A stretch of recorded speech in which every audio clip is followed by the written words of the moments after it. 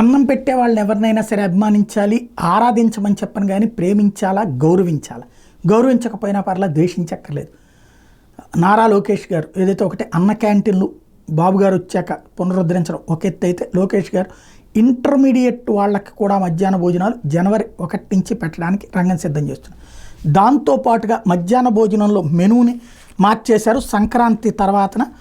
zone 1 వాళ్ళకి సోమవారం పూట్ల అన్నం ఆకుకూరతో పప్పు ఉడికించిన గుడ్డు చిక్కి, జోన్ 2 వాళ్ళకి అన్నం ఆకుకూరతో పప్పు గుడ్డు ఫ్రై చిక్కి, మంగళవారం అన్నం గుడ్డు కూర పప్పు రసం రాగిజావ, అదే జోన్ 2 వాళ్ళకి పులిహార చట్నీ ఉడికించిన గుడ్డు రాగిజావ, బుధవారం వెజ్ పలావు బంగాళదుంప కుర్మా ఉడికించిన గుడ్డు చిక్కి జోన్ 1 వాళ్ళకి, జోన్ 2 వాళ్ళకి అన్నం కూరగాయల కూర గుడ్డు ఫ్రై చిక్కి, గురువారం జోన్ 1 వాళ్ళకి అన్నం సాంబారు గుడ్డు కూర రాగిజావ, జోన్ 2 వాళ్ళకి వెజ్ రైసు పలావు బంగాళదుంప కుర్మా ఉడికించిన గుడ్డు రాగిజావ, శుక్రవారం పులిహార చట్నీ గంగూర కూరగాయలు ఉడికించిన గుడ్డు చిక్కి శుక్రవారం జోన్ 1 వాళ్ళకి, జోన్ 2 వాళ్ళకి అన్నం ఆకుకూరతో పప్పు గుడ్డు ఫ్రై చిక్కి, శనివారం తెల్లన్నం కూరగాయల కూర రసం రాగిజావ స్వీట్ పొంగల్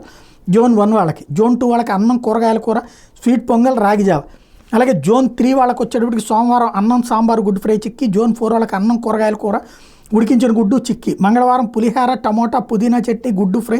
రాగిజావ, పులగం పులిహార పల్లి చట్నీ కోడిగుడ్డు ఫ్రై రాగిజావ కోడిగుడ్డు ఫ్రై రాగిజావ జోన్ 4 వాళ్ళకి, బుధవారం అన్నం 4 కూరగాయలతో కూర గుడ్డు ఫ్రై చిక్కి జోన్ 3 వాళ్ళకి, జోన్ 4 వాళ్ళకి అన్నం సాంబారు ఉడికించిన గుడ్డు చిక్కి, గురువారం వెజిటేబుల్ రైసు పలావు బంగాళదుంప కుర్మా ఉడికించిన గుడ్డు రాగిజావ జోన్ 3 వాళ్ళకి, జోన్ 4 వాళ్ళకి వెజిటేబుల్ రైసు గుడ్డు కూర రాగిజావ, శుక్రవారం అన్నం గుడ్డు కూర చిక్కి జోన్ 3 వాళ్ళకి, అన్నం ఆకుకూరతో పప్పు ఉడికించిన గుడ్డు చిక్కి జోన్ 4 వాళ్ళకి, శనివారం అన్నం టమోటా పప్పు పప్పుచారు బెల్లం పొంగలి రాగిజావ జోన్ 3 వాళ్ళకి, జోన్ 4 వాళ్ళకి అన్నం కందిపప్పు చారు బెల్లం పొంగలి రాగిజావ